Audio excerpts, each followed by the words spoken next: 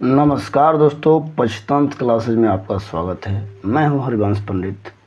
जैसा कि आपको पता होगा कि पिछले चैप्टर में मैंने प्रश्नावली 6.1 कवर किए थे। अब जो है अगला चैप्टर जो कवर करना है ये है प्रश्नावली 6.2।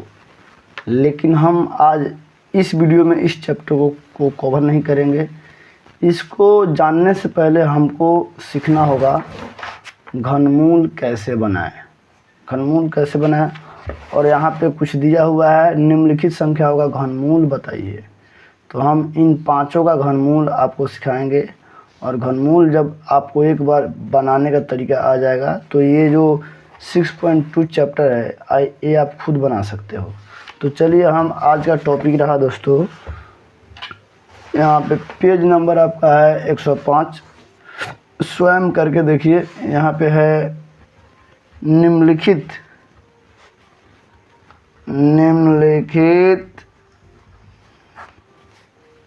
संख्याओं के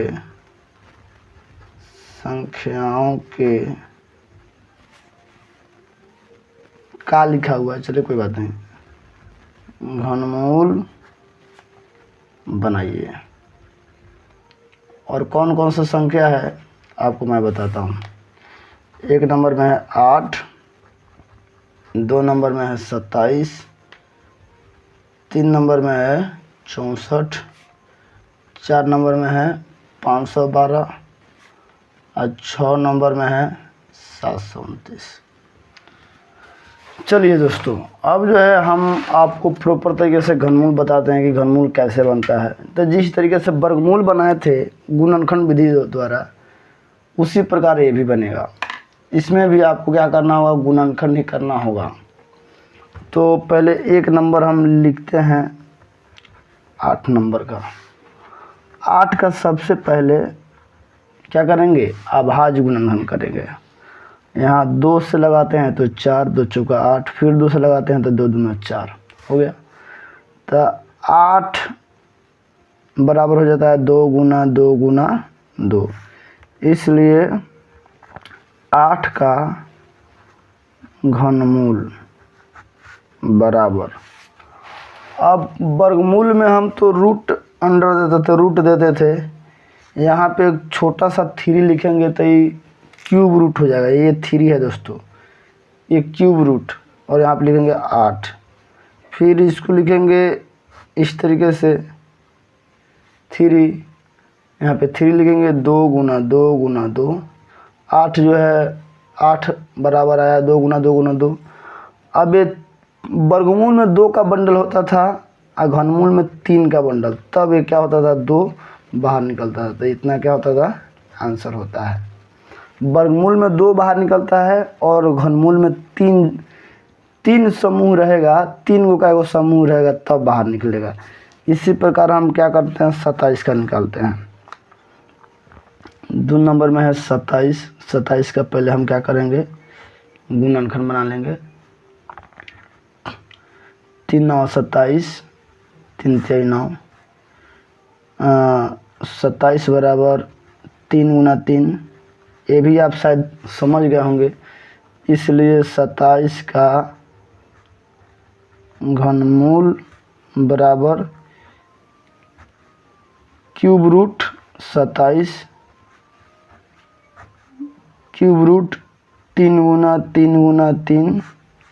अब 3 गो का क्या होगा, बंडल बन के बाहर निकलेगा। अब 3 गो है तो यहाँ पे 3 क्या हो जाएगा, बाहर है 3 आंसर हो जाएगा। अगला है दोस्तों 64 का। तीसरा नंबर है 64 का। 64 का आप क्या कीजिए, पहले गुणनखंड तोड़िए। 16 चौका 64, 4 चौका 16। यहाँ भी 64 बराबर होता है, एक काम करते हैं, इसको थोड़ा दोस्तों, थोड़ा ये मैं गलत तरीके से बना रहा हूँ। गुणनखंड जो है पूरा अच्छे तरीके से तोड़ना होगा। 64 का गुणनखंड जो है हमको एकदम 2 से तोड़ना होगा। अभाज्य गुणनखंड तोड़ना होगा। ये तो 4 आंसर आएगा ही, बात सही है, बट इसका अभाज्य गुणनखंड तोड़ना होगा। यहाँ पे इसको गलत माना जाएगा। नियम के अनुसार आप क्योंकि 4 एक अभाज्य संख्या ना है, भाज्य संख्या है, 2 अभाज्य संख्या है, तब 32, 16, 8, 4, 2, 2। यहाँ 64 बराबर आ रहा है 2 गुना 2 गुना 2 गुना 2 गुना 2 गुना 2, इतना आ रहा है। इसलिए 64 का घनमूल बराबर क्यूब रूट 64, यानी क्यूब रूट 64 की जगह पे 2 गुना 2 गुना 2 गुना 2 गुना 2 गुना 2। अब यहाँ भी 3 3 का समूह लेना होगा। 1 2 3 का एक बंडल हो गया, 1 2 3 का दूसरा बंडल हो गया। अब क्यूब रूट से निकलने के लिए कम से कम इसके अंदर 3 होना ज़रूरी है, 3 का एक समूह होना ज़रूरी है। तो यहाँ से 2 बाहर निकल जाएगा और 2 बाहर निकल जाएगा, 2 दूना 4 आंसर। देखिए दोस्तों, ये जो मैंने बना रहा था ये तो हमको आंसर पता है कि इसका 4 आंसर आएगा, 4 चौका 16 16। तो ऐसे बनाइएगा तो गलत नहीं माना जाएगा। बट गुणनखंड का जो तरीका है, अभाज्य गुणनखंड, ये सब जितना है क्या कहलाता है, ये अभाज्य गुणनखंड नियम से बनता है। यह अभाज्य गुणनखंड नियम से जो है घनमूल बनता है। दूसरा कोई नियम तो हमारे हिसाब से है नहीं, जो नियम है यही है। चलिए अगला है 512 और 729। 4 नंबर में है 512 का घनमूल ज्ञात करना है। 512 का क्या करेंगे, गुणनखंड बनाएंगे। 512 2 से ही लगेगा, अभी 2 से लगाऊंगा। देखिए 2 से मैं क्यों लगा रहा हूँ कि इसका इकाई अंक जो है 2 है, सम संख्या है। तब 25 दूना 50 और 12, 2 से फिर लगाऊँ, 2 एकम 2, 2 दूना 4, 2 अठे 16, फिर 2 से लगाऊंगा तो 6 दूना 12, 64, फिर 2 से लगाऊंगा 32, फिर 2 से लगाऊंगा, आधा करते जाऊंगा, 16, 16 का दिया 8, 8 का दिया 4, 4 का दिया 2, यहाँ तक हो गया। तो यहाँ पे लिखेंगे 512 बराबर 2 गुना 2 गुना 2 गुना 2 गुना कितना 2 है, 2 9 गो है, 2 गुना 2 गुना 2 गुना 2 गुना 1 2 3 4 5 6 7 8 9। चलिए अब इसका, इसलिए 512 का घनमूल बराबर क्यूब रूट 512। अब देखिए दोस्तों, यहाँ पे आप जब भी क्यूब रूट दीजिएगा तो ये 3 का जो साइज है छोटा रखिएगा और जो इसके अंदर है वो बड़ा रखिएगा, क्योंकि यही नियम है। इसमें 9 एक बंडल, दूसरा बंडल और तीसरा बंडल, 3 बंडल दोस्तों क्या हो रहा है, तैयार हो रहा है।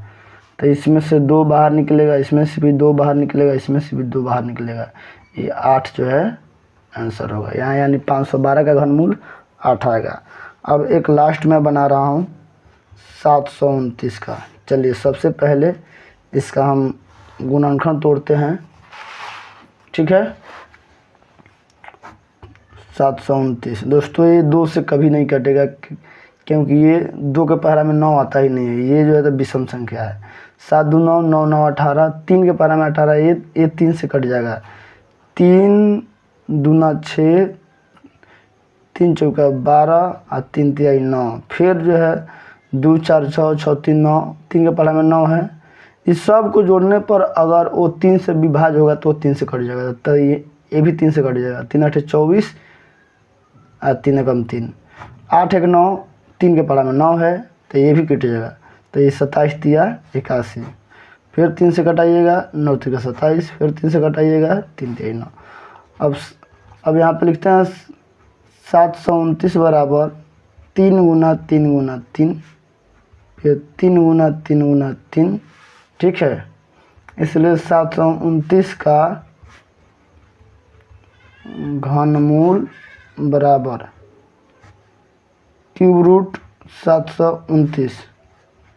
ठीक, क्यूब रूट, अब इसको गुणनखंड को इसको लिख देंगे इसमें 3 गुना 3 गुना 3 एक बंडल, 3 गुना 3 गुना 3 दूसरा बंडल। अब इस क्यूब रूट से बाहर जो है ये दोनों बंडल का एक एक निकल जाएगा, तो 3 तिहाई 9 आंसर। तो दोस्तों इस तरीके से घनमूल बनता है। यदि आपको ये वीडियो अच्छा लगा होगा तो चैनल को सब्सक्राइब कीजिए और वीडियो को लाइक कीजिए और कमेंट जरूर कीजिएगा दोस्तों, और अपने दोस्तों में शेयर जरूर कीजिए। चलिए, जय हिंद।